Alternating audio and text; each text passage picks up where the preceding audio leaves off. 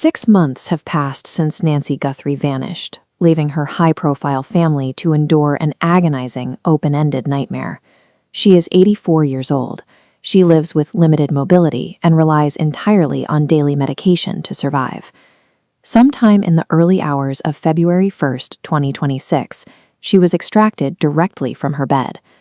When a vulnerable elderly woman is pulled from a secure home in the dead of night, it leaves a void that quickly turns a private tragedy into a highly publicized national mystery. The timeline of this mystery begins on Sunday, February 1st, against the backdrop of Tucson, Arizona. The first anomaly occurred that morning when Nancy failed to appear for her regular Sunday church service. Concerned by her absence, her family drove to her home just before noon. They found the house completely empty and immediately dialed 911. Pima County Sheriff's deputies arrived and assessed the scene, quickly recognizing signs of foul play. The missing person report was instantly escalated to an active kidnapping investigation, but law enforcement was already operating at a massive deficit.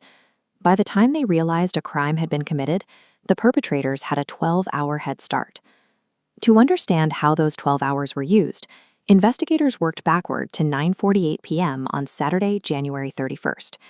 Nancy had just been dropped off safely by her son-in-law.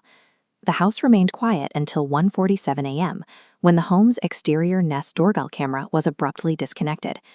25 minutes later, at 2:12 a.m., a motion sensor triggered. It captured an armed, masked suspect reaching up to cover the lens with foliage. This animated timeline charts the distinct digital footprints. After the camera disconnects at 1:47 and suspect footage at 2:12, a final, chilling data point occurs.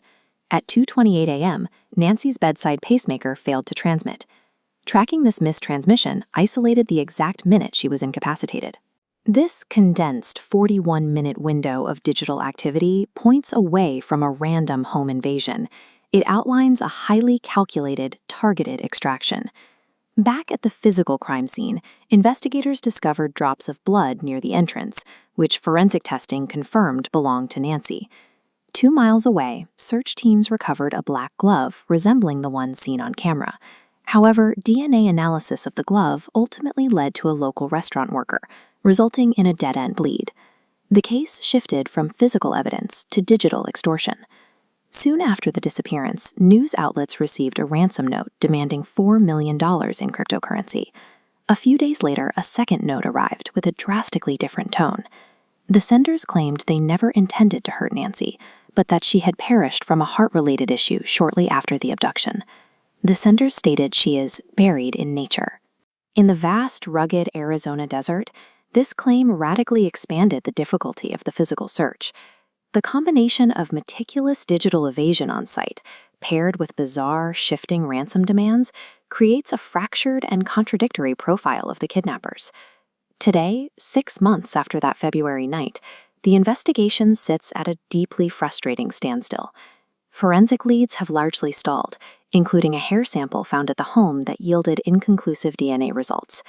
In response to the gridlock, federal authorities made a strategic shift, relocating the FBI command post from Tucson north to Phoenix. Meanwhile, Pima County Sheriff Chris Nanos has had to publicly defend his department's handling of the early hours of the case, amidst growing media scrutiny and accusations of investigative missteps.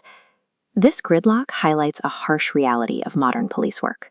A wealth of initial digital and physical data does not guarantee a prosecution, as long as the human perpetrators successfully evade capture. Despite the agonizing lack of answers, the Guthrie family continues to balance their private nightmare with their public lives, marked by Savannah's return to her broadcasting duties. They have also attached massive financial stakes to the investigation, contributing their own funds to bring the total reward for information to over $1.1 million. Their continued appeals are driven by a singular belief: someone in the public recognizes the handwriting on the ransom notes or knows the identity of the masked suspect. Authorities are urging anyone with information, no matter how small, to contact the FBI tip line. Nancy Guthrie's disappearance serves as a haunting reminder. Even in an era of constant digital surveillance and national media coverage, an individual can still vanish without a trace.